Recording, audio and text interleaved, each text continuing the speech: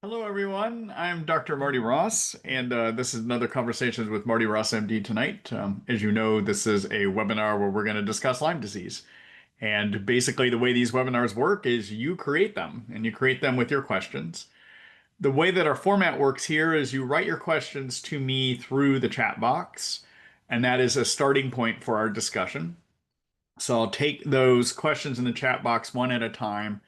And then after I answer that, I will ask people if they have follow-up questions about that topic, that question that we just discussed, okay?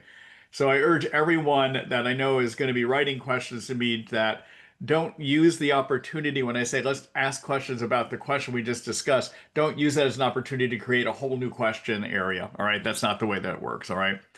And I am doing a recording of tonight's webinar. Tomorrow morning, I'm getting these out a little bit later. It just takes me longer to add those timestamps than it used to. So probably I'll say 10:30 or 11 tomorrow, Central Standard Time. I should have the recording out for you as well too. All right. And then I'm going to be taking next week away from doing our webinars. This will because today is three in a row, and I usually take the fourth week off. So we'll be back with you again in 2 weeks after today. All right. So without any further ado, let's go ahead and get started here. So looks like our first question here is from Diane. And Diane says, thanks to you, Dr. Ross, my Lyme symptoms are pretty much gone. Ah, good. I'm glad to hear that, Diane. I hope that gives others hope. I have positive IGenex tests for the three Bs. I chose never to use antibiotics, but instead Japanese knotweed, the liposomal cinnamon, clove, oregano, I think is what you mean by OCC, crypto, as well as metabolic daily, liposomal glutathione, curcumin. Also use daily far infrared sauna. I've had 6 months of treatment and have been nearly symptom-free for the last 2 months, except some days during menstruation. I'm worried about tapering off treatment and also have not used lumbrokinase or biofilm busters. Should I add that first? And if so, what products and dosage? Then how should I titrate down and eventually should I just maintain a low dose or will persistent usage lead to ineffectiveness? All right. So first of all, Diane, I'm very happy for you. That's great. And as many of you know, I really promote using that combination for the three Bs of the Cryptolepis, liposomal cinnamon clove oregano essentials, and the Japanese knotweed. And it's just because of the range of things that they're supposed to do. Regarding your questions, so generally, when I make a determination with a patient concerning when do we stop, all right, there's a couple things I look at. First of all, I'm willing to stop treatment with somebody, and that means stop even their herbal antibiotics if a person is completely symptom-free for at least 2 months. Okay, that's one of the standards I use, okay? The other standard I use is that I'll consider stopping, recommending we stop the herbal antibiotics and other supports if somebody is doing fairly well, and no matter what we do to try to get them the 100% well, and if they're stable and locked in at a pattern for about 4 months, and we try all other kinds of things to move treatment along, those are the kind of situations I'll also think about recommending that we stop. Regrettably, sometimes with chronic tick-borne infections, you can get a lot better, but sometimes there's injury that happens from having had the infections. Okay. What I would say is because you're still having some symptoms around your period, your cycle, I wonder if you may still have some low germ load in there. And I would still recommend you keep on managing this with the antimicrobials and your supports, working to see if we can get it so that you don't have these fluctuations around your hormonal cycles. Okay. That's what I would suggest. I will tell you in terms of things that, make it so that you may not completely eradicate Borrelia and Bartonella. One of those is biofilms. Biofilms are a slime layer that can cover the germs. These are very intricate slime layers in that they have a sugar slime that's held together in a protein skeleton made up of fibrin, and germs get in there basically. Okay. Now, what I will tell you is your cinnamon clove oregano actually can break down biofilms. So you have been doing something for biofilms already. In addition, lumbrokinase that you suggest is one way that you can break down biofilms too. But there is one thing I want to just make you aware of. So with both Babesia and Bartonella, one of the things we think that can limit ability to fully get rid of those is that Bartonella has the ability to wrap itself up in your blood clotting protein, and we call those fibrin nest. Now, that is different than a biofilm. A biofilm is sugar slime held together in a fibrin skeleton, but with a fibrin nest, it literally just the fibrin wraps itself around the germ, sticks itself on the blood vessel walls. And at this point, you haven't really done anything. If you haven't done lower kinase, you haven't done anything in terms of that would be effective at getting rid of those fibrin nests. We also know that fibrin nest can occur in one of the strains of Babesia, which is the Babesia Odecoilei.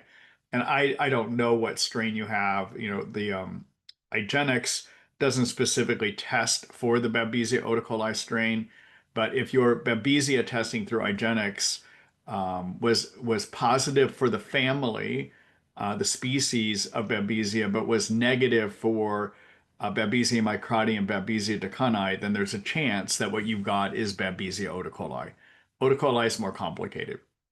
And if it is Babesia odecoilei, it also can wrap itself up in these fibrin and create fibrin nest. All right. So here's what I would suggest. I think it would be a good idea if you were to add in lumbrokinase. I would do it at 20 milligrams one time a day, and I would use the Baluki product. I will let you know that recently, Researched Nutritionals has actually developed its own lumbrokinase product that, on potency studies against the Baluki, is fairly effective. I don't have access to it yet through my new store arrangement, and I'll say something about my new store arrangement here in a minute. But we'll probably be getting it through the new store, I would think maybe within the next month or so. But I just want you to let you know there may be a more potent lumbrokinase version out there. But I would do it 20 milligrams, one pill, one time a day. And you may get some Herx from that because as you start stripping out those fibrin and the fibrin nest, you may notice that you Herx. After that Herx goes away, I would add a second lumbrokinase in a day. Ideally, I would have you do it as one pill twice a day. But if it's too hard to schedule that into your life, you could do it as two pills one time a day as well. Okay. Now, the thing about lumbrokinase, when I just said schedule it into your life, lumbrokinase is an enzyme. And if you happen to have it with other things in your stomach at the same time, like food or other medicines or supplements, it's going to be used to digest them. All right. So you want to basically use your lumbrokinase on an empty stomach. And that means, what I mean by that is don't take it with any, avoid food and your supplements and your prescriptions at least 1 hour before you take them. And then you can resume taking those items again 1 hour after. You can have water, that's okay. All right. So basically with lumbrokinase, you have this 1 hour time window on each side around when you take it that you can't be taking other things except water. All right. That's what makes it complicated. Okay. Um, I, and if you wanted to get, again, I think the cinnamon clove oregano can be a fairly good biofilm buster, but if you wanted to go even stronger to prevent relapse, in addition to doing the lumbrokinase, you might look at a product by Researched Nutritionals, which is called Biodisrupt. And what that product has in it is a number of enzymes and also a number of herbal agents that interfere with biofilms in a number of ways. Some of the enzymes break down the sugar slime. Some of them also inhibit the ability for the biofilm to grow by limiting something called quorum sensing, where biofilm located over here, and there's no one over here, they start talking together through this process called quorum sensing to grow bigger and grow together. So some of the herbs in there block the quorum sensing. There's other ways that it works as well too, but you might add that in at I would do one pill twice a day on that. you would take it at the same time you take your lumbrokinase. That would be okay to do those two together. Okay. So anyhow, those are my thoughts for you. Do you have any questions? Thank you so very much. I really appreciate it. So, do you feel like it's really necessary to take both, or do you think I could get the effect with just the lumbrokinase, or do you feel like, hey, if you're going to do it, go for both? Yeah. Yeah, I gave you both options because some people feel like they need to throw the truck and everything, right? But I think it would be okay to just go with the lumbrokinase. But if you were, there are some people that's like, no, I want to do everything, then you can. But I my experience would suggest, especially since you've had such a nice response in 6 months of treatment, I think that you would probably be okay using the lumbrokinase by itself. Yeah. Well, I wouldn't feel this way, and I feel so much better, like truly, without you. So I just thank you so much, and I hope that my story inspires others too to just keep Yeah. at it. Yeah. And then, really quickly, congratulations on going back into practice. Are you still doing the Zooms? Do you think when you start your practice back up? Yeah, so what I know there's a lot of people who have questions. Well, there's a number of things going on. You all may have noticed that even my store, Marty Ross MD Supplements, isn't functioning quite right now. So let me kind of address a number of things here. So regarding the store, I lost my credit card processor about two weeks ago. They just spontaneously terminated my account, and they can do it. They have legal rights to just drop anyone for any reason at all. But they didn't share with me why they did it, and they did it in a way that is now going to make it impossible for me to get a credit card processing service. And so haven't done anything wrong, but we've got a legal team that's trying to work with them to see what we can do to resolve that. So you may notice right now, if you go to the Marty Ross MD supplements, when you click on a product, I'm no longer selling that product to you. I've entered into an arrangement with a company called Femologist that sets up dispensaries for physicians like me. And essentially, we've moved all of our product over to them, and we are developing a co-branded page on their site that will be Marty Ross MD Supplements Femologist store, basically. But it's all my products. So right now, if you go to my store and you try to click something, it's going to say buy at Marty Ross MD hyphen Femologist store. It's a legit thing. I want you to know that is all of my stuff I recommend. And right now, you're going to go into their main website, and they know that you came from me. But eventually, next week, there literally is going to be a mini website they're creating for me on their platform that is just my store in concert with them. Okay, so my stuff is still available for you all. I've just had to find a different way to make sure that y'all can get the products, the same products. And in fact, it's my inventory that I ship to them that they're shipping from right now as well too. Okay. So even before this happened 2 weeks ago, I'd already made a decision that I wanted to go back into clinical practice, though. And it's a good thing because with what's happened with the store, from an income standpoint, I'm going to be glad to have the other income coming in as well too. But I had already made the decision to do it. I miss doing direct patient care. So with the direct patient care, what I'm going to be doing is beginning in September, I'm going to start doing telemedicine visits from Seattle. And then beginning in October, excuse me, October. And then in November, I plan on having clinic space by November, and I'll be able to start doing in-person visits. Okay. For that month that I am doing telemedicine before I get my clinic space going, the we'll be doing I will be operating what I call a limited consult service, which is for anyone, regardless of where they live. I'm mainly going to be giving opinions, but because I have not examined you in my office, I'm not going to be able to prescribe or order test or make formal diagnoses. Okay, that's during that first month.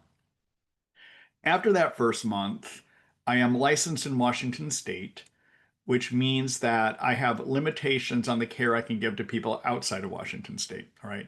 So for me to give full services, which means prescribe, order a test, and give you a formal diagnosis, I can do that for Washington State residents if they see me in office or if they do telemedicine. I will require Washington State residents, though, that I have not seen, before I start doing all those things for them, they will need to first have an office visit with me in person. Okay. For people that live outside of Washington State that want to get full care from me, where I prescribe, order test, and make formal diagnoses, you will need to come see me in Seattle, Washington for each of your visits, unfortunately. The issue is all states now require that if I'm going to give care to you and you're not in Washington State, that I must have a medical license where you are. That's their rules. I can't help that. That's the rules that they have now. Okay. So the only way that I can see people from out of state and do full prescribing, etc., and even diagnosing is you come out to see me. You come and see me in my office. You could anticipate that there will probably be a visit about every 2 months. I know that can be onerous to some people, but that's the option that we have right now. Okay. And then again, I will be offering my limited consult service, which is a service where I won't diagnose. I'll give you an opinion. I'll say, I think you have Lyme, but I can't do the formal diagnosis.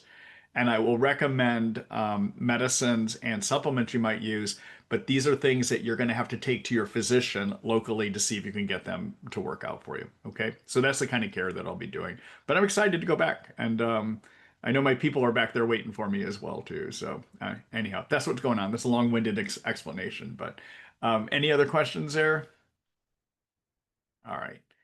All right. Let's go ahead. Let's move on here. Is Oh, yeah, I'm sorry. Regarding the way that I'm going to handle these webinars, I think I'm eventually going to.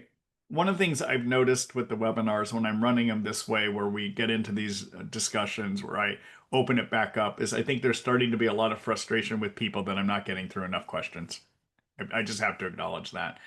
And I acknowledge that also I'm now going to make myself available for a consult service for people that want to have more detailed discussions. They can set up a half hour or an hour appointment to actually visit with me one-on-one. So what I'm planning on doing is beginning in 2 weeks is not doing these Zoom discussions any longer, but to go back to my old format, which was on a platform called Webinar Jam, where people write their questions only, and I get to post them on the screen where you can all see them, and I respond, but we won't be doing these two-way interactions anymore.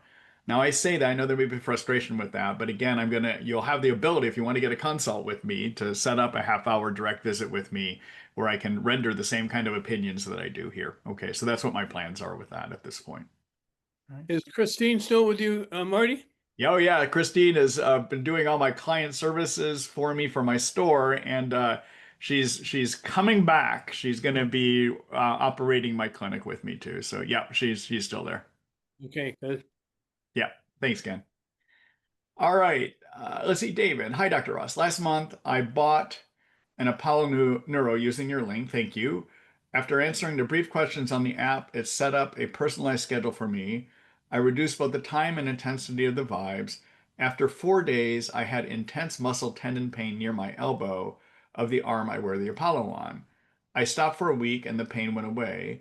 As a newbie user, did I just overdo? Do you have a favorite vibe? I like your question. I have not seen that happen before. I know what they do describe is that you set your vibe intensity so that you feel it, but you don't want to over vibe as well too. What you might do when you go back into it again is make sure you're, just setting your vibe intense enough that you can feel it but not over feel it. And maybe for the first week, instead of wearing it full time, just wear it halftime. Might even try just using it at night to begin with. And then as your body seems to adapt to that, see if you can add it into the daytime too. That might be something you consider doing. Okay. In terms of vibes, so everyone, what he's talking about, hold on here just a minute. So this is what's called an Apollo Neuro device. And basically, you could put this on your wrist. You wear it kind of like a watch. And it literally goes on your wrist and it vibrates. And it vibrates using a number of different patterns that are intended to stimulate your vagus nerve and your nervous system in certain ways. So one of the vibration patterns, for instance, can calm you down. There's vibration patterns that will help you think more clearly. You could actually go to your phone and say, I want to think more clearly. You can pick the Think More Clearly app if you wanted to. I primarily I have it set so it's on autopilot because I have an Aura ring that is measuring a lot of my heart rates and a bunch of other stuff. And it communicates with my Apollo and it tells it to do certain things based on what it's interpreting about me. One of those is staying asleep. So when I lay down tonight at night to go to sleep, I pick an app and I start playing it. It's called Sleep. All right. And then my Apollo Neuro talks with, I'm sorry, my Aura ring talks with Apollo Neuro during the night. And if it senses I'm starting to wake up, it makes it go into this vibration pattern to keep me asleep. And I will tell you, I'm getting more sleep now than I used to before it. So I find it helpful for that. It is very, Apollo Neuro's got some good studies showing it can help with anxiety. It can help with various emotional issues that people have, feeling of stress. And it's also got some data showing improved thinking as well too. So anyway, I find it to be a very helpful device. And I'm not sure quite why that happened with you, but you might just try to use it half time to begin with. Make sure you're not over intensity on how you do the vibe then too. Okay. All right. Does anyone have any further questions about that? Or David, do you have a question about that? Thanks, Dr. Ross. You answered my question. I think probably I just overdid it, despite Yeah. back the time and the intensity. I just overdid it. It's right where my elbow bends. It's a tendon or muscle there, and Yeah. it just hurt like the dickens, but it's fine now. I bought yeah. my Neuro for the same reason you did, for sleep. I also have an Aura ring. I haven't connected them yet, but I'm going to do that tonight.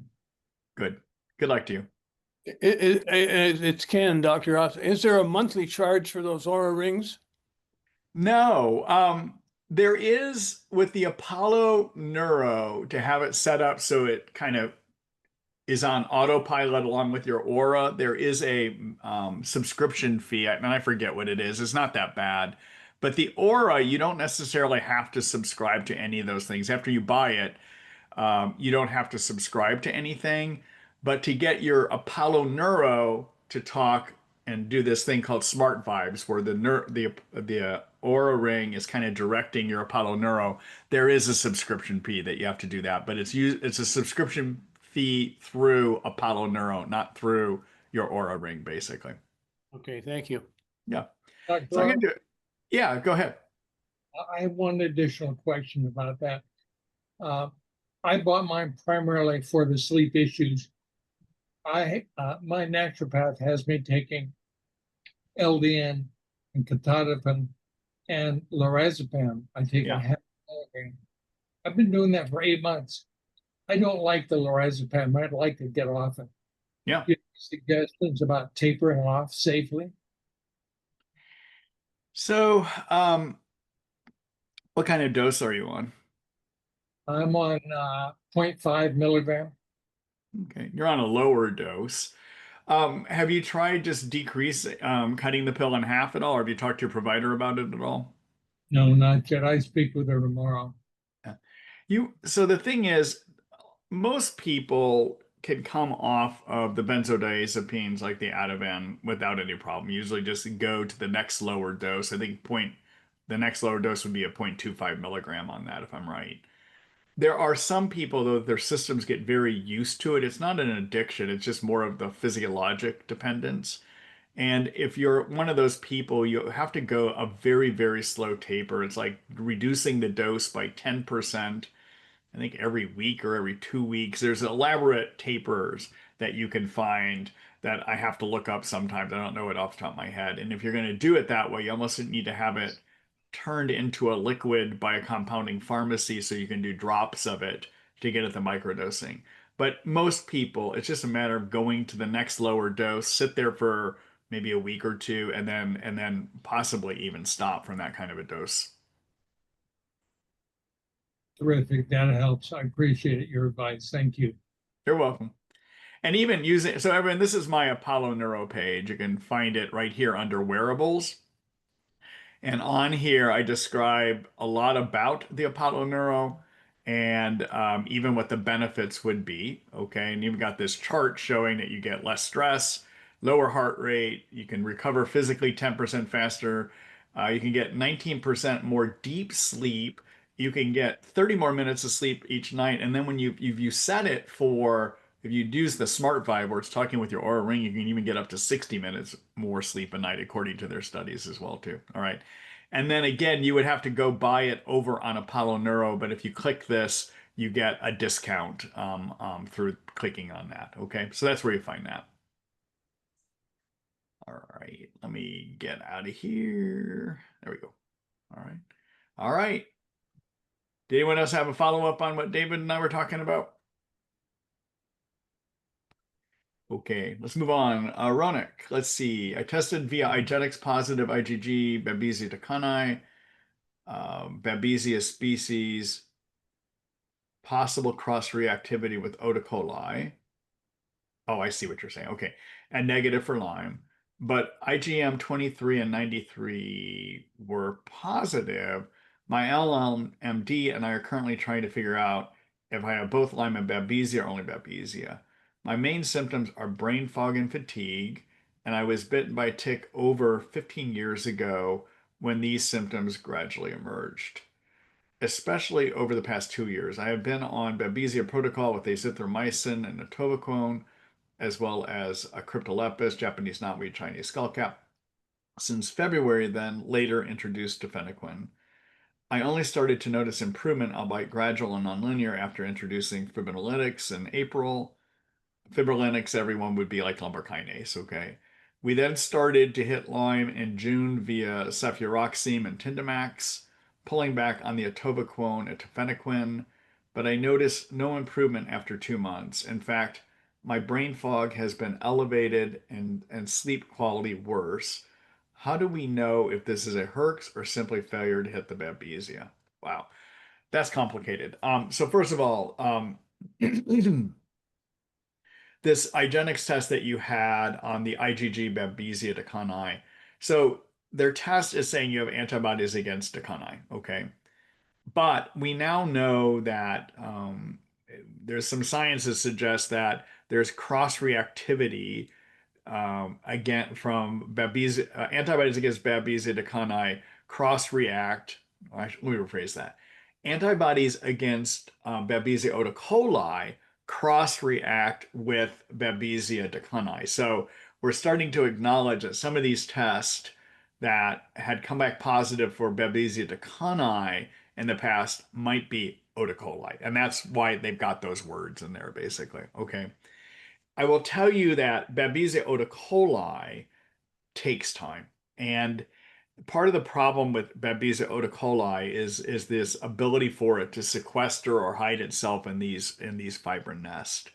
So if, let's see, trying to see here, you began the atovaquone, not the atovaquone, but the tafenoquine that was in February. Is that correct? Yeah, that's right. It was a little bit after February because I first started with the Zithromax and the Okay. atovaquone and then added tafenoquine. And But it then what wasn't kind of until what kind of dosing are you on with the tafenoquine? I think it's 300 milligrams once a week. Okay, that's good. That's what I like to do. And then are you, along with the tafenoquine, are you still doing azithromycin and atovaquone, or were those stopped? So I completely stopped the atovaquone and the tafenoquine Okay. and continued the azithromycin, but added in the Tindamax and the cefuroxime. I'm sorry. So say I'm not quite following. So you started tafenoquine in February. Are you still on it right now? No, we discontinued that about 2 months ago when we switched to more of a Lyme protocol. And that's Okay, when I started to notice more brain fog. so 2 months ago would have been we're in August, July, June, and February is when you started. So you did about 4 months of it. Is that correct? Yep, that's right. And during that 4 months that you were on it, were you on atovaquone the whole time or not? Yes, Okay, and you were on azithromycin at the same time? correct. Yep. Okay, and then tell me again, what kind of improvements did you get during that time period? I gradually noticed the fatigue started to improve and I had POTS, which improved. Yeah. The brain fog improved moderately, but Okay. that's the one symptom that I have left. Okay. That's now decently severe. And then I understand you started cefuroxime and Tindamax about 2 months ago. So there's two things Mhm. going on here is one is, was it premature to stop the Babesia treatment? Okay. And then the second is, could you be having some Herx from the tafenic or the cefuroxime Tindamax? Okay. Now, Mhm. Herxing typically Herx means that your body is seeing dead germ parts and it's reacting by making more inflammation chemicals called cytokines, right? And the reason you feel badly in tick-borne illnesses anyhow is your immune system overproduces cytokines. So generally though, the way Herxes work is they only are going to get a Herx when you introduce a new antibiotic or you go up on the dose. And so that was 2 months ago. And if you're still having worsening now, that would suggest that it's not a Herx, basically. That would suggest that you're probably having underlying progression of your tick-borne infections. And just briefly, for what you've described here, I would wonder if it's your Babesia. I wonder if you all stopped your Babesia treatment too soon, to be quite honest. So, Dr. Lindner is uh, basically brought Babesia Odecoilei to all of our attention. Yeah, his daughter had it really bad. She eventually died of it, basically. But he's a big, granted, some of his perspective is because his daughter was so infested with this stuff that, he's of strong opinion that Oda coli, we may not even eradicate it, and that you are going to just need to stay on some form of treatment to control it. But his viewpoint is that you need to make sure before you stop your germ killers for it that you're really in a good place for a while, right? So, and I would agree with that. My sense is, and again, I'm not getting to do an hour and a half visit with you where I ask you a bunch of questions here, but I would be concerned that you stopped the tafenoquine your Babesia odecoilei treatment too soon. That's what I would be worried about. Okay, that's helpful. And that's my LLMD seems to agree, and we're switching back to Babesia Yeah. protocol to see if I notice improvement.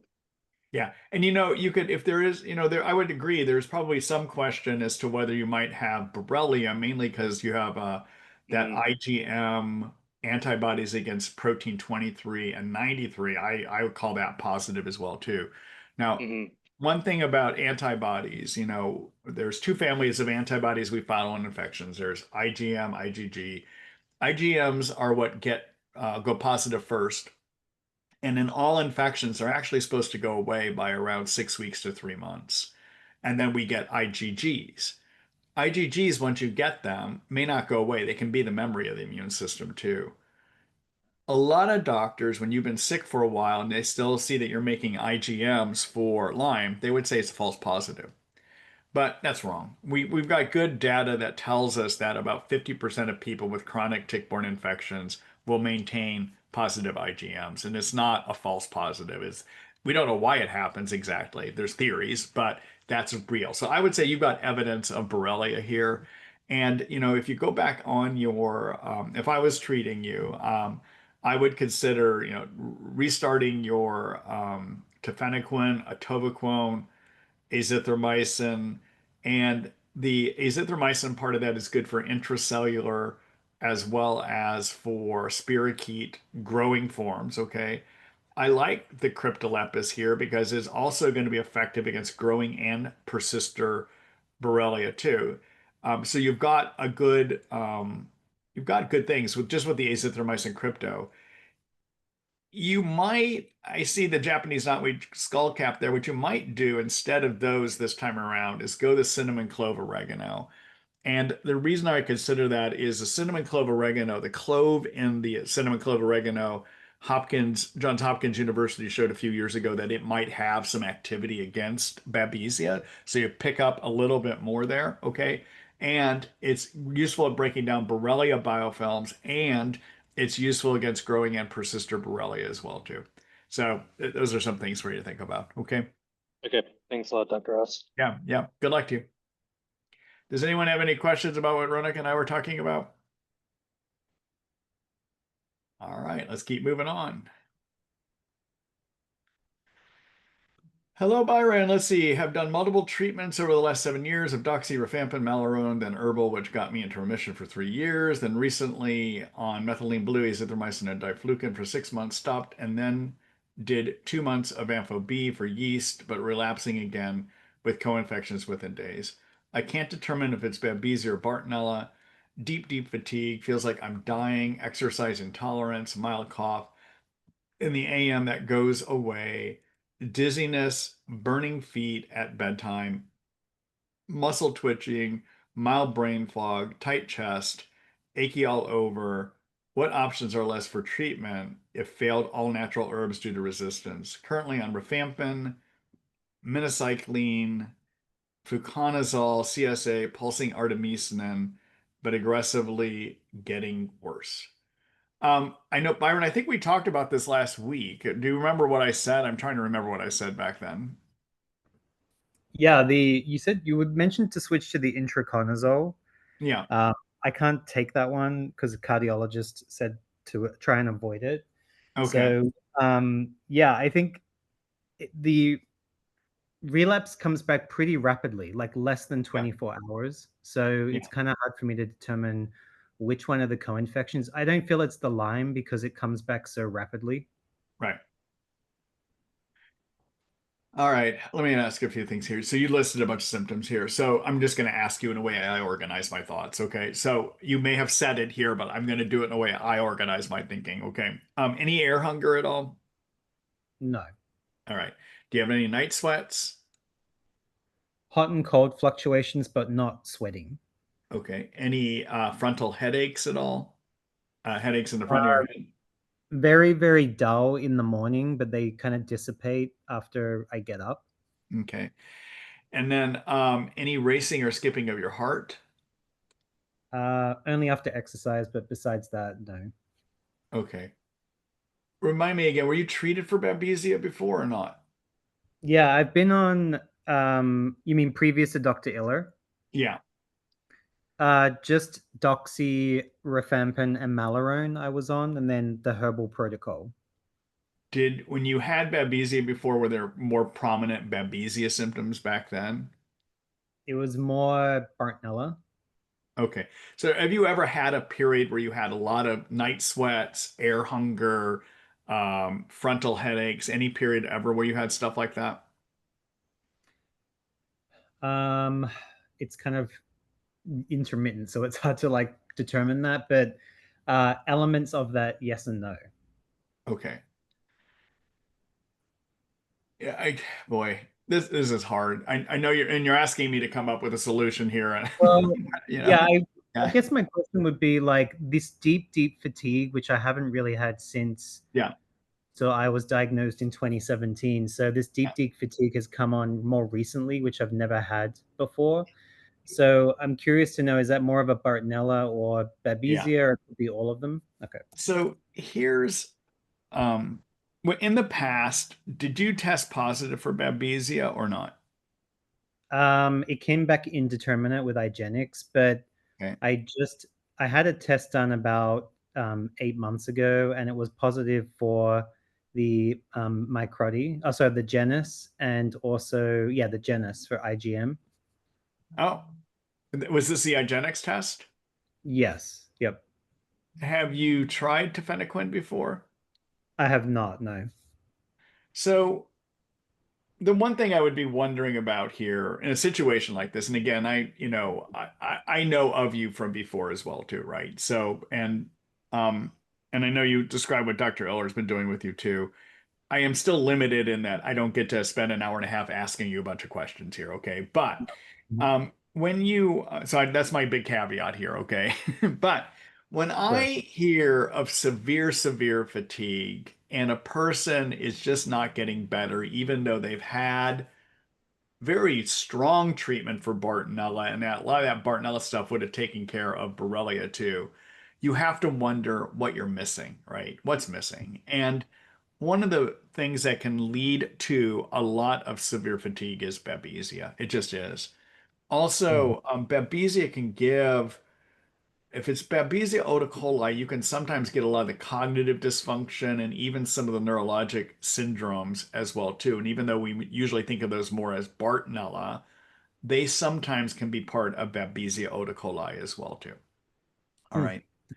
Yep. Your testing from IGenex, the fact that they picked up the genus being positive, meaning the family, means that you have one of a potential 20 strains of Babesia, but you don't have the microti and the ducanii because they test for that too, and those didn't come back positive. Okay, and the most predominant strain of of the genus these days, the largest one out there would be the Odecoilei. If you wanted to get more definition as to whether this is Odecoilei or not, these are the kind of situations where I start testing because sometimes clinically you just can't tell. All right. And so testing is just another thing we do to get more clues. It doesn't necessarily tell us for sure, but if it comes back positive, all right. So one thing you might want to look at, talk with Dr. Iller about, is getting the TLab microscope test for Babesia Odecoilei. Yep. All right. And so I've mentioned in our webinars before, but there are what is known as direct testing and indirect. Indirect testing is where you're looking for antibodies or an immune reaction. All right. That's what the antibodies would be, the IGenex immunoblot. All right. A direct test is, can we actually see it under the microscope or can we measure the DNA of it? That's a PCR test. All right. So Mozignani in his lab, TLabs, has got this test where they can look at it on a microscope and they apply a genetic marker to it so they can see it better. It's a PCR marker, I believe. Now, the problem is with direct test is that we really don't know how good they are at finding all of the germ that is there. So we have no studies that tell us how accurate they are. Out of 100 people that have Babesia Odecoilei, how many of them do they find? We just do not have that data, okay? But when it does come back, if it is positive, it means you got it, okay? And so in this kind of a situation, I would consider doing two things with you. I would consider, especially since you had that IGenex species test, I would see about getting one of the TLab tests, the Babesia Odecoilei test, just as a means of seeing does it come up positive or not. And after you get that test, I would see about beginning some tafenoquine along with azithromycin to begin with. And azithromycin can be part of a Bartonella treatment as well too. Okay. Dr. Iller can help you with all that, but that's what I would be thinking about doing. The reason you don't want to start your tafenoquine until you get the microscope test is when you do direct test, if you start killing all the germs, you're going to decrease the chance of having enough in your blood that it can be seen when they draw the blood, basically, right? Yeah. All right. So yeah. So those are some thoughts for you, Byron. Thank you so much, Doctor. Yeah. Good luck to you. Does anyone have any follow-up questions of what Byron and I were just talking about there? All right. I just have one quick question. Yeah, I Macy. tested positive fish Babesia Yeah. with IGenex. Yeah. But it didn't, all the other tests with Babesia were negative. So Yeah. what does that say? Yeah. I So mean, I know I have it because it's a direct test. it's a but- direct test. That's what I was going to say. So the fish test basically is looking under the microscope after they put a fluorescing marker that attaches to the genetic material of the germ. All right. So they're seeing it. Okay.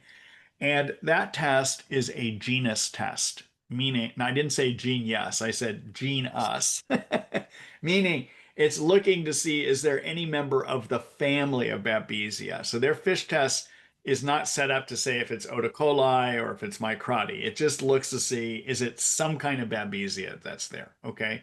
So you definitely have some kind of Babesia that was not picked up by the indirect test. And that is very positive, and I would treat you for that. I mean, if I was seeing you, I would definitely make sure I had you on something that was directed at killing the Babesia. But we just don't know which one No, of the no. Babesias. Okay, good. Okay, thanks. All right. Good luck to you. You're great. Doctor, Bye. can I ask a quick question about that? Yeah. Hi, Colleen. Yep. Hi. Is the fatigue that comes with Babesia, is Yep. that a fatigue that's there constantly, or does it like shoot up and then it's a little better, then it shoots up and a little better? Yeah. I would say if it could be either of those, but it's Mhm. one of those things, especially since we now know about Odecoilei. And again, the Odecoilei, thinking about Odecoilei is something that Dr. Lindner started, screaming at us about maybe a few years ago now. But his thinking is starting to become very accepted. At first, we were all hesitant. But knowing of Odecoilei, and especially it possibly being something bigger on the East Coast and the Midwest, and I know East Coast is where you are, I would, um, in my patients, I would that have had persistent fatigue, and again, I haven't been in practice for a few years now, but now that I'm going back, if I find somebody that's just got persistent fatigue, no matter what, I would probably go back and start testing for Odecoilei. Okay, thank you. Yeah, yeah. I just wanted to ask one question about he had mentioned the muscle twitching, and I had originally thought that had to do with Bartonella, but I Yeah. didn't have Bartonella on the test. I had Babesia, microti, and Lyme, and Yeah. I was surprised because the muscle twitching really bad. Is that also a symptom of those infections, not just Bartonella? So you mean the muscle fatigue ability or fatigue in general? The actual like That's- the spasm and the twitching and Oh, the muscle twitching and spasms. You know, the twitching and spasm tends to be more of a Bartonella-ish or can sometimes be Borrelia. that's I tend not to think of those specifically as Babesia. okay. That because I didn't have Bartonella, so I was really surprised because that's one of my biggest symptoms. So You could still have Bartonella and have negative testing, though. okay, Um, thank I'm sorry to say that, but so, one thing, because I know you can have negative testing, I'm always screening based on symptoms as well, too. So think of Bartonella with the following things, okay? So often people with Bartonella have a lot of pain on the soles of the feet. They'll have severe cognition issues, thinking issues that relatively are a lot worse than their fatigue issues, meaning they may have 70% reduction in thinking and only 50% reduction in their energy, for instance. Okay. So think of it with cognitive issues. So foot pain, pain on the soles of the feet, severe cognitive impairment, worse compared to energy deficits. Um, any neuropsych stuff, so neuropathies, shaking, Mhm. tremors, twitching, and anxiety, depression, that's all part of Bartonella as well too. Air hunger can be part of Bartonella as well. But those are some things to think about. If you said yes to a number of those things, I would be considering whether to add in a Bartonella coverage for you or not with the antibiotics or herbal antibiotics. thank you. I was nodding my head to a few of those and thought that's why I was surprised it didn't come up on the test. Yeah, yeah. All right. Thank you. Good luck.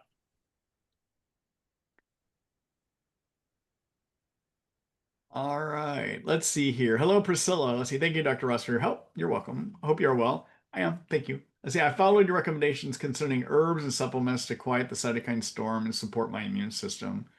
I've added herbs incrementally each time. I feel better and inflammation is reduced. I've developed 2 autoimmune disorders as a result of the Swassen virus cytokine storm, psoriatic arthritis and eosinophilic esophagitis. The herbs, etc., have quieted the autoimmune problems somewhat as well. I added one thing on my own to stop the esophageal spasms that prevented me from eating a square of dark chocolate.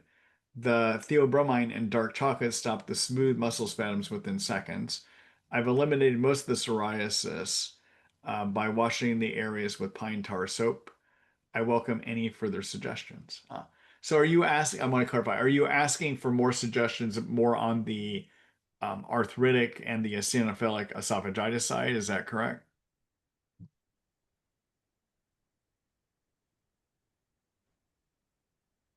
Priscilla, are you still here? Um, Yeah, there you go. yes, there I am. Can you hear me now? Yeah, I can. Yep. Okay. Yes, I'm concerned about the arthritis. I've still got joint pain and stuff. Yeah. I think what I would probably do, are you doing any low-dose naltrexone by any chance? No, I'm not, and I'm going to see my doctor tomorrow. Yeah. I think that's where I would start.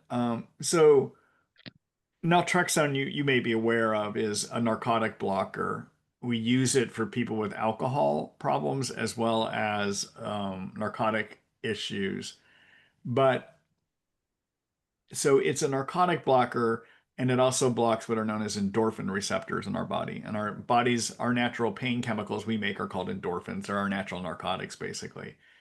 But those endorphins also regulate your immune system. Okay. And basically, what happens is if we do a temporary blockade by using low doses of naltrexone, a blockade of those endorphin receptors that maybe lasts for about 4 to 6 hours, the body responds by making the endorphin receptors more sensitive and causes more endorphins to be made. And that has the benefit of upregulating a type of T white blood cell called a T regulatory cell. And T regulatory cells govern the amount of what is known as Th1 versus Th2 versus Th17 inflammation that you have. We tend to think that autoimmune illnesses are due to overreactivity of both Th1 and Th17. So if we get more T regulatory cells, which are kind of the parent of all these families, they start working to get the kids under control. So the increased T regs help get your Th1 and your Th17 overreactivity calmed down, basically. Okay. So Th1 are all the cells in your body that fight virus and bacteria and chronic virus, chronic bacteria infections. All right. Th17 are the immune cells that line our mucous membranes, the inside of our nose, even along the intestinal tract. And what their job is to attack foreign invaders that the immune system does not recognize because it's never seen them before, like the Powassan virus, for instance. Okay. And it could be that getting the Powassan virus really triggered an excess reaction on your Th17 side. And then because that virus has settled in, now it's been handed over to the Th1 side to manage, and it may be having a hard time. And you just got both sides are too reactive right now, basically. They're overly reactive. And the T regs can help calm that down. So I like LDN for this kind of a reason, or for this type of an issue. That is very interesting. Question. I have chronic fibro and IBS as a result of fluoroquinolone toxicity that almost killed me. Oh boy. Yeah. Oh yeah, it was fun. Is so the low dose naltrexone going to be a problem with that? No, I don't think that would be a problem with that. Okay. And I used to monitor that. I was a psychotherapist working with addicts and alcoholics. Yeah. I'm really aware of what naltrexone does and does. Yeah. I will mention this to my doctor tomorrow. Yeah. Let me just do a quick screenshot. I'll show you a couple things you can look at. You might even share with your provider as well too. So let's see here. I'll just do it up here. So there's the article right here called Low Dose Naltrexone in Lyme. And you could just, do a right click on your screen and hit print here, and it will pull up your printer, and you can just print off the article and bring it to them that way. And in here, I talk about how to use it and how it works. Okay. There's also another article I have on Treg function, and it's this one called Boost Tregs to Balance Th1, Th2, and Th17. And in here, I raise that LDN is one way to balance these three things out. The other thing is to use some peptides, but I think for what you're describing, I would probably go the LDN first. Okay. But you'll see I mentioned peptides in this article as well too. Okay. That is fantastic. Thank you very much. You're welcome. Good luck. Thank you. Let's see here. Does anyone have any follow-up questions what Priscilla and I were talking about there? All right.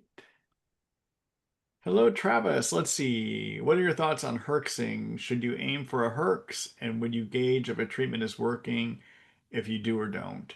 Should you continue through a herx? I have tried your recommendations to reduce a herx and nothing seems to be helping.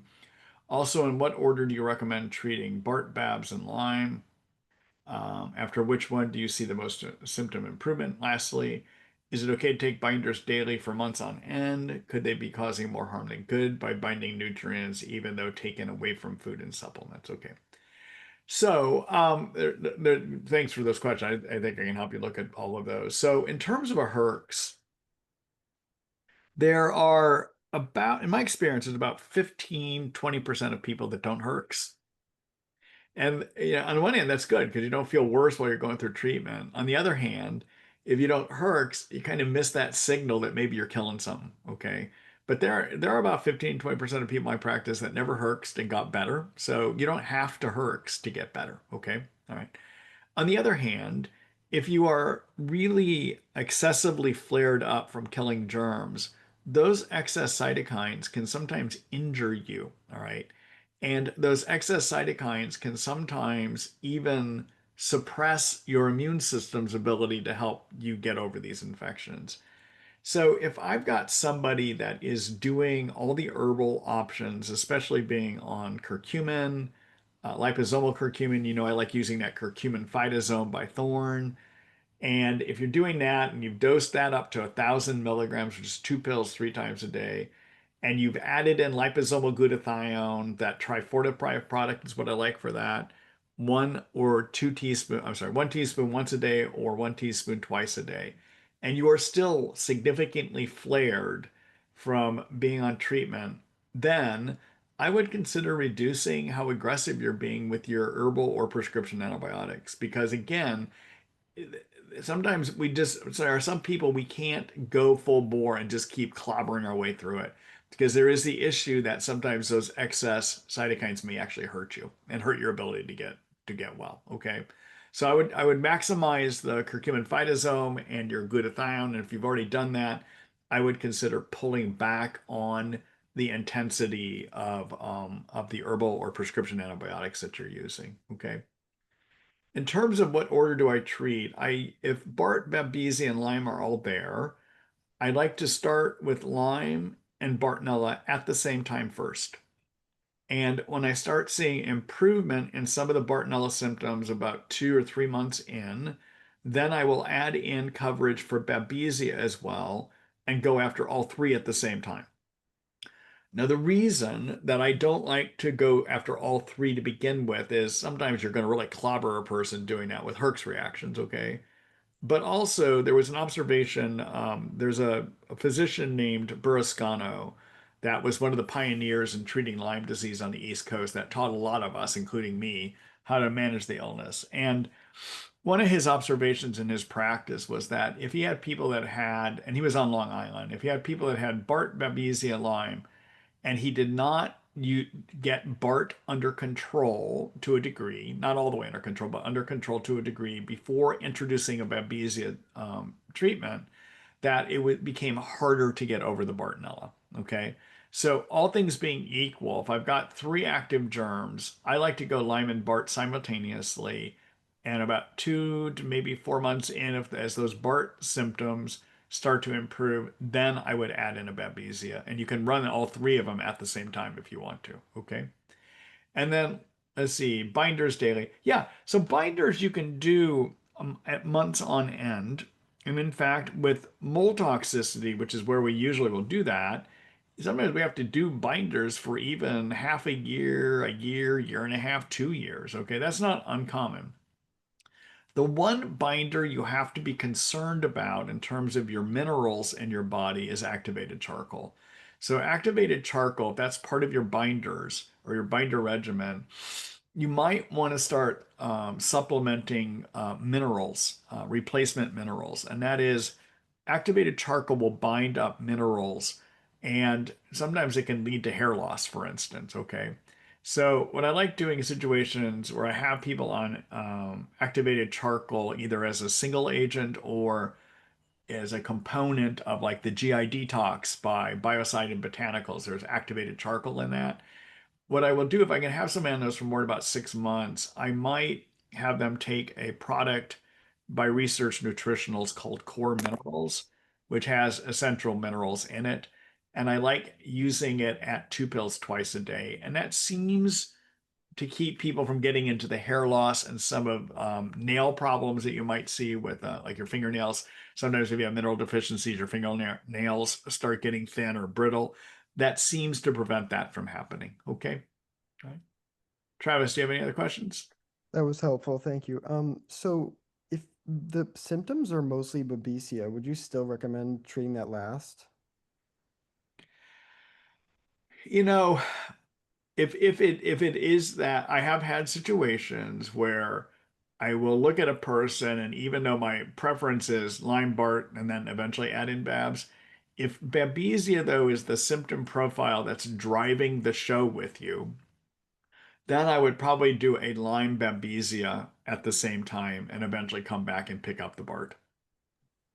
Okay, thank you. I appreciate All right. it. Yeah. Good luck to you.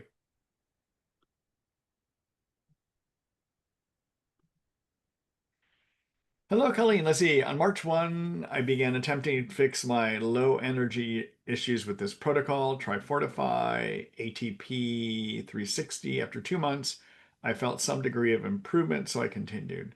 Then I had a setback. My mom, who lived with me, suddenly dramatically spiraled downwards. For months, I was trying to help her, pushing beyond my capacity, experiencing intense stress and pressure. Then, sad to say, she died July 7th. I'm sorry. Through it all, I continued with what I'd begun with the Trifortify and ATP 360 plus breathing exercises to calm myself. But even so, the stress was intense, and I feel like I lost ground. My body feels depleted. The 6-month mark for energy protocol is coming up on September 1. 2 questions. Should I continue the protocol, take a break, and add something, or stop together? Is there a test I should do to see where I am at and how my mitochondria are functioning at this point? So we don't have good blood testing to see what mitochondria function is. I mean, there are some doctors that will order these mitochondria profiles, and what they're basically looking at is chemicals that are developed through chemical interactions in your mitochondria when they generate energy. But there are many, and then they assume that if one of these chemicals is low, then it must mean that your mitochondria are dysfunctional. And that may be true or not true. There may be other factors that are causing some of these chemicals to be low. So that's not an accurate way. The real accurate way of figuring out your mitochondria function is to do, I believe, is to do exercise and measure it's called VO2. You measure your oxygen that you're breathing out, and it gives you a sense of what mitochondria function is. But you can't just go find a place to do that. Those are usually exercise physiologists that will do that. So the bottom line is there isn't something that's accessible for you to use to look at mitochondria function. I would say, though, that given the severe stress you've been under here, that I would think of going maybe about another 4 months or so and see if you get some help that way too. And I do like focusing on things to manage your stress at this point, whether that's walking as much as you can. I realize that may be hard. Doing breathing meditation, doing sitting meditation, whatever it is that calms you, I would definitely keep focusing on that too. Colleen, do you have any other comments there? Thank you. Would a lumen, do you know a lumen, would that measure CO2? Would it what? Lumen, like Lumen? I'm not familiar with that. Okay. Yeah. All right. Okay, so All I'll right. continue 4 more months. Thank you so Yeah. much. Good luck to you. Thanks.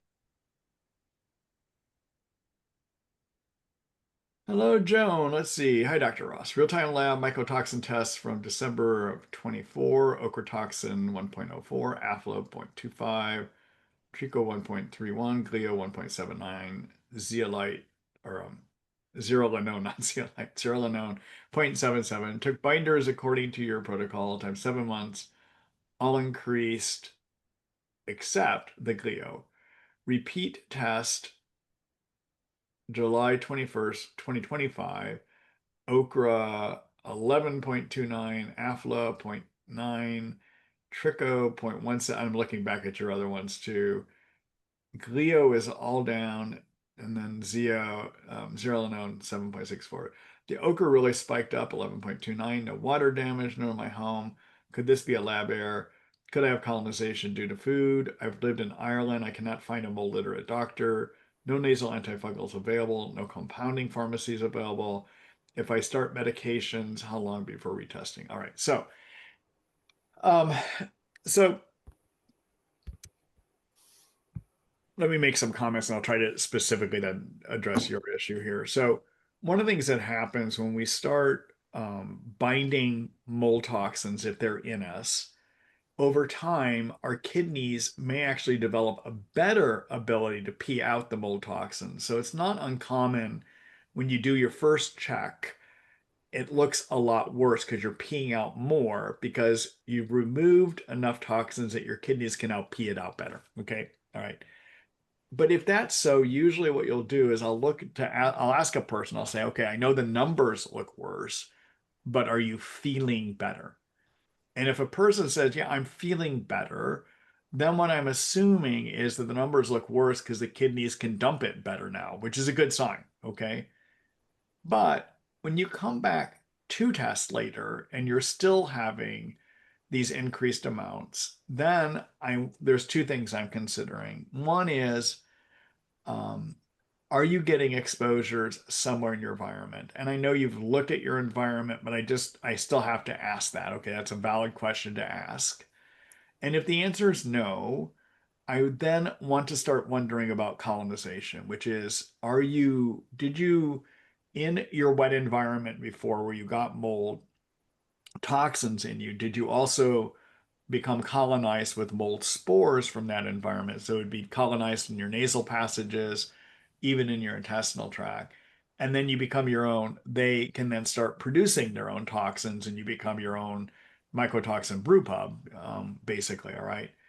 And that could be a consideration with you. And this is a situation where if you're pretty sure your home is clean, you've got the worsening numbers, I would be inclined to have you take an antifungal like itraconazole, which can get into the intestines, can get up into the nose passages too. And I would consider also doing either a nystatin or or an azole itraconazole nose spray. Now, I understand you're not going to be able to do that. So if you cannot get a provider to help you with those, then the next best thing you could do would be to try some antifungal herbs. And those would happen to be the same herbs that can work on yeast. And so, for instance, there's a product I like working with called Capri Plus by Karuna, which has in it caprylic acid, garlic, and some oregano oil in it. Okay. So any of your anti-yeast herbal preps, the things that are used in there will also be antifungal in the intestines, and they would get into your bloodstream and potentially be antifungal in the nose passageways as well too. But really, your best bet would be if you could get a provider to prescribe itraconazole for your gut.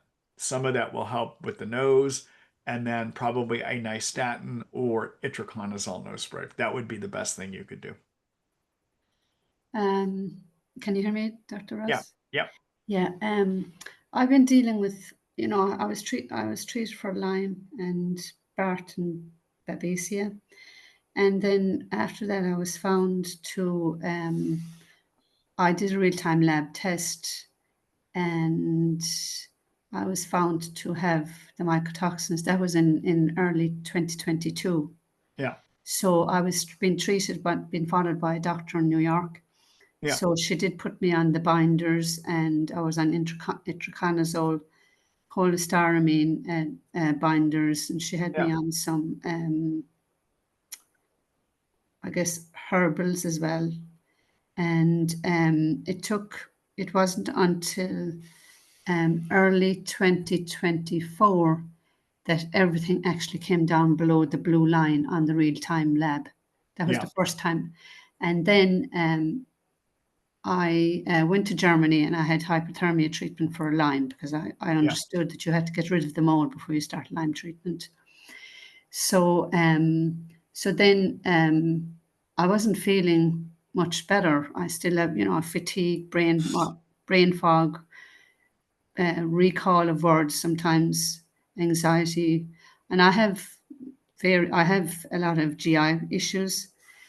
So I did the real-time lab again then in December of last year, 2024, and the gliotoxin had spiked up.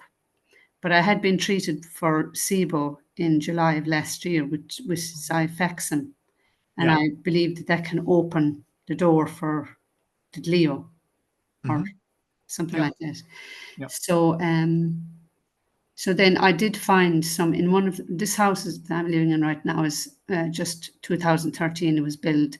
So there was no obvious damage, but I did find some mildew in one of the bedrooms. So it was just a white, mildew. I found some spots on clothes. So, I cleaned it up, wearing mask and stuff like that. And I was on binders.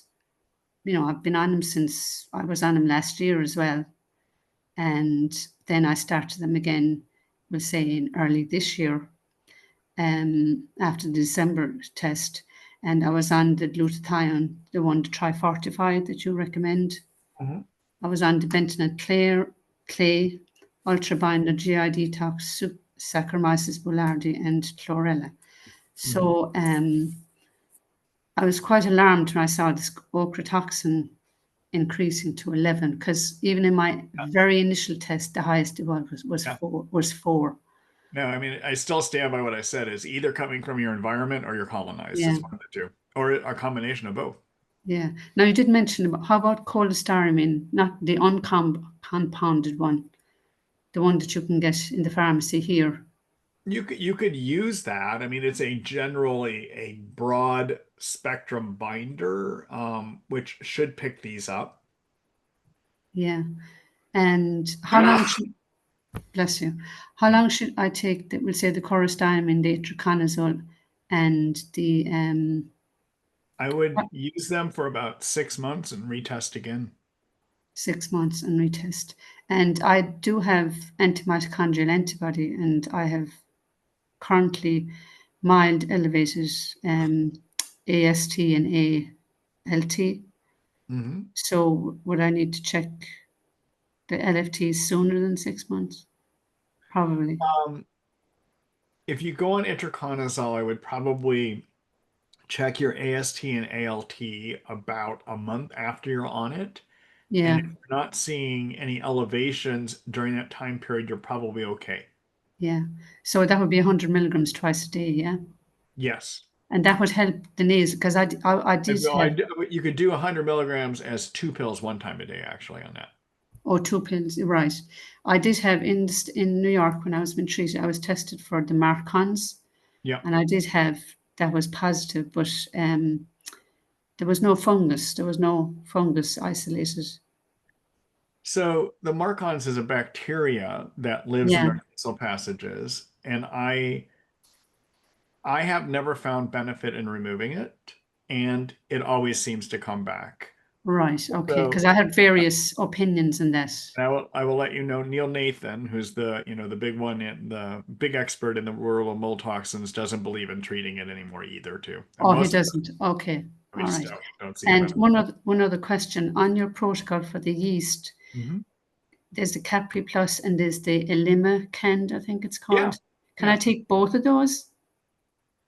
You could. I mean, it might be a bit overkill. The Elim-A-Cand is got more of a bigger variety of herbs in it, you might start with that first. The Elim-A-Cand, okay. And I believe you should be able to get that over in Ireland. There's some distributors in the UK on that one. Yeah, it's not easy. It's not I so know. easy. Believe me, I know. So, Hey, there and is a Lyme literate medical doctor and I think he's Ireland, not Northern Ireland. Do you know who I'm talking about? there's only one doctor here. He's an infectious disease doctor who treats Lyme, Dr. Jack Lambert. But Yeah, he that's what doesn't, I'm thinking of. Have you he seen him at doesn't, all? no, I haven't seen him at all.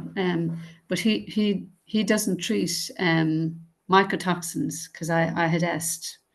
He Oh, just treats the Lyme got it. and even co-infections. He does refer people for herbals and stuff like that. Right. But I understand he doesn't treat mycotoxins. Okay. Now, the Elim-A-Cand, I have to do that you recommend for 6 months as well. Yeah, you need to be on something that is antifungal, whether you're going to go herbal or prescription. In this situation, because I think you may have colonization from what you've described, I Yeah. would prefer the prescriptions. But if you can't get your hands on them, then I would suggest looking at the herbals, of which Elim-A-Cand is a good option. And could I do the herbals plus the cholestyramine and the itraconazole? Or is Yes, there, yeah. I can do all of those together. All right. Yes. Okay, Dr. Ross. Listen, thank you so much. You're welcome. Good luck to All you. right. Take care now. All right. Does anyone have any follow-up questions of what Joan and I were talking about there? All right. I'm going to move on. Lori, let's see. I have been battling my second infection since November. I have many, many symptoms, but my main issue is intestinal. I'm just wondering if this is common and if you had suggestions for helping it. It just keeps getting worse and worse, and I'm malnourished and dehydrated. Lori, it's difficult for me to say what is going on here because I would need to ask you a lot of questions. Are you still here? I am. Yeah. So when you say intestinal, what do you mean exactly? So since November, I have had like constant gurgling in my intestines, and I've had like diarrhea since November, but it got way worse in the month of July, like to the point now I can't even leave my house. I've had test upon test upon test. Of course, it showed now potentially Crohn's disease or colitis because of all the inflammation. I have trouble swallowing. Like I've lost a lot of weight. I can't swallow sometimes. My throat closes up.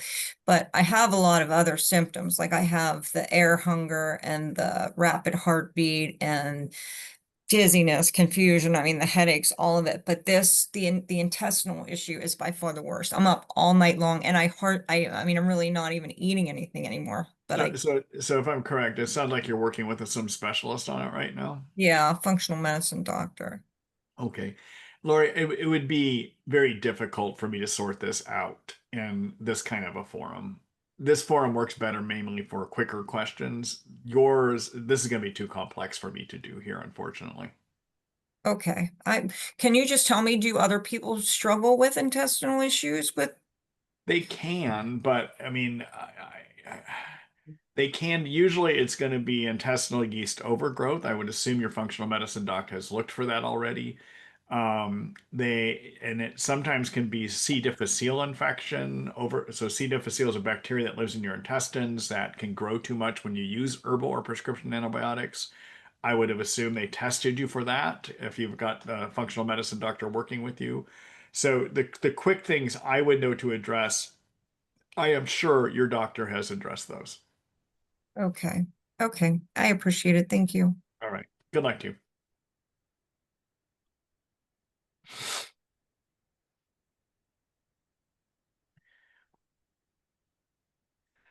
Hello, Ida. Let's see. My daughter is 12. She has confirmed Babesia IGenex Fish and indeterminate Bartonella. Initial 21 days of doxy, then for 5 months, Japanese knotweed, crypto, biocidin, artemisia, cascal skullcap, stevia, and she had been taking turmeric and fish oil. After those 5 months, she stopped herbals and took ivermectin, methylene blue, primaquine, azithromycin, itraconazole, and a few weeks of lumbrokinase. We redid the IGenex fish, and she was still positive. So we then started tafenoquine once a week and atovaquone as well. After 6 months retested, and she's still Babesia fish positive. She is currently taking several herbs, cat's claw, NutriBRT, Japanese knotweed, Cryptolepis, Bartonella skullcap, with atovaquone and tafenoquine. We added lumbrokinase in as well as Interphase Plus for the last 3 days, causing die-off headaches, dizziness, stomach aches, and feeling yuck. Any ideas? Yeah. So my idea was going to be, with the Babesia, so the IGenex fish test, again, is not telling me which strain of Babesia, but if you have a Babesia that's resistant, you have to wonder, meaning resistant to getting better, you have to wonder about Babesia Odecoilei. The big 3 things to use for Babesia Odecoilei, number 1 is tafenoquine, plus atovaquone, plus azithromycin at the same time. And I don't see that you're on azithromycin, so you might want to consider that, okay? And then in addition, you have to be aggressive at removing the fibrin nest, which is what you now are doing by adding in the interphase and the lumbrokinase. And since you've only been doing that for a few days, you're going to need to give it time to work.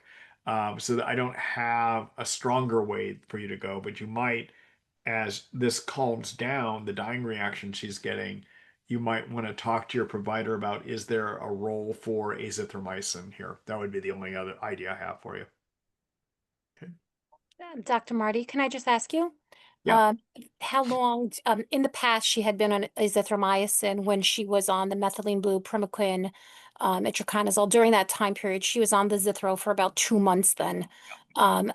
You're saying you think that wasn't enough, restart it along with the atovaquone and the tafenoquine she's on now? So it's the combination that works best. So being on azithromycin while she's on atovaquone, while she's on tafenoquine, is the triple combination.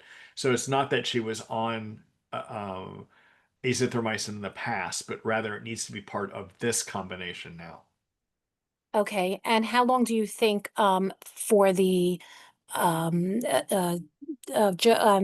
is it called, the biofilm busters to get working? How long do you think she needs to stay on that for?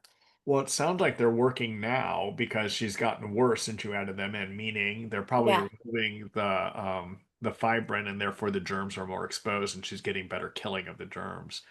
I would leave her on the fibrin busters the rest of her Babesia treatment. Okay. However long that takes to get her Babesia out. Okay. All right. Thank you. Right. Yeah. Just a quick question. How frequently does blood need to be monitored on the on this combination that she's on? I might do a blood count, a CBC blood count, and a CMP, which is kidney liver testing, about a month after she starts this. And if it looks, she's been on it for 6 months now, the atovaquone and the tafenoquine, and she's pretty traumatized from all the blood tests. So I wonder how infrequently we can do it now. That's my question. So has anyone tested her since she's been on the atovaquone tafenoquine? Yes. Her practitioner did it 3 months into treatment, so about 3 months ago, and is now asking again for it. And I was wondering if that's something that's really necessary, or if she was on it for 3 months and those numbers looked good, I would probably not be inclined to have to go back in and do it again. Amazing. That's me. That does not mean that's what her practitioner is going to feel comfortable with, though. I got you. Thank you very much. Thank you. I appreciate You're everything. welcome. All right. Good luck to you.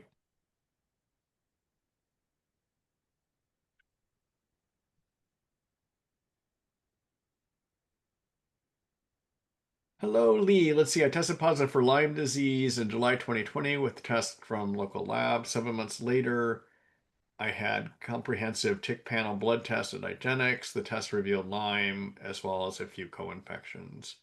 What was interesting was that several strains of Lyme disease were identified, including F. zeli, which is a European strain. 26 months after my initial Lyme diagnosis, a vibrant lab blood test confirmed Apselli. After 4 years of various treatments, including several antibiotics and herb tinctures, an IGenex blood test was negative for Apselli, while still positive for a few other strains. My research revealed Apselli was extremely rare to non-existent in North America. Almost any person testing positive for it in North America had visited Europe. The last time it was Europe was 2003. So interesting. So the science actually says something different than that now. We are very much aware that the East Coast United States, we're starting to see quite a bit of Apselli and Guerinii. Those are the two European strains. And they're actually the data I have seen, so I'm not sure what data you're looking at, but the data I have seen is starting to suggest that these are becoming pretty predominant strains out on the East Coast. So if you got it out on the East Coast, it's possible that these had already hopped across the pond. Not that you got it in Europe, but actually it's here in the United States. Lee, are you still there?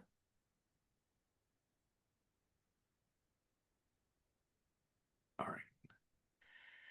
All right, everyone. Listen, I'm going to stop 4 minutes early because my allergies have just taken off and I'm about ready to snot all over the place here. So I need to go empty my nose, and I'm not going to do that while we're still on camera here. So anyhow, I apologize. So tomorrow morning, somewhere late morning, I will get my the recording out to you along with the summary, okay? And then just for people that are interested in my practice, at martyrossmd.com, beginning Monday or Tuesday, I should be relaunching my practice website, which will have information about the type of visits, when I'll start doing the different visits, visit lengths, fees, etc. Because I know there's a lot of people that are interested. So Monday or Tuesday, look at martyrossmd.com, okay? And then for those of you that have been following what's going on with Marty Ross MD supplements, as you know, you're now, whenever you try to buy from me, you're actually buying through a site called Marty Ross MD Femologist, which is my new partner in trying to help get these supplements to you. Beginning next week, we will have a website going that's co-branded together, so it become very clear of my involvement there. So it's legit, okay? It's my stuff. They have all my inventory now, okay? All right. Good night, everyone. Good night. Thank you very Thank much. you. You're welcome.